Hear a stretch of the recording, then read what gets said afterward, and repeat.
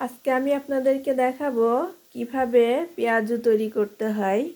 বন্ধুরা, আমি যেভাবে পেঁয়াজু তৈরি করেছি আমি আজকে সেটাই বলবো।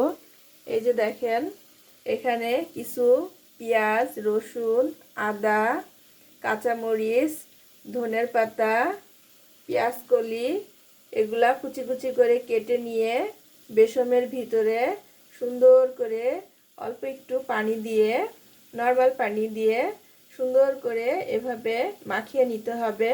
আর মাখানোর সময় এর ভিতরে একটু হলুদের গুঁড়া, শুকনা মরিচের গুঁড়া, একটু জিরার গুঁড়া, একটু ধনের গুঁড়া, একটু লবণ সামান্য পরিমাণ, আপনাদের স্বাদ মতো লবণ দিয়ে নেবেন।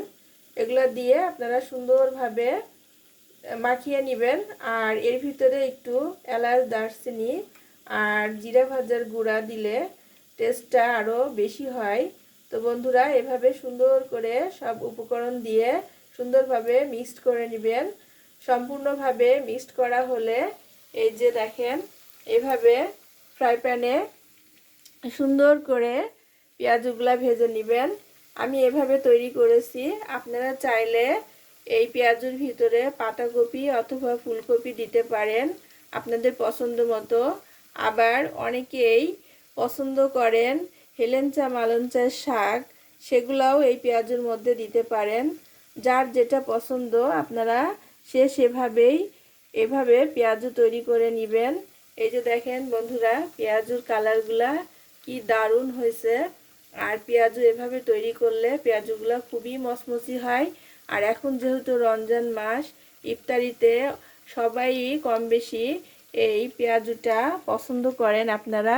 তো বন্ধুরা, এই পেঁয়াজুগুলা এভাবে ভেজে নিলে খেতেও খুব মজা হয়।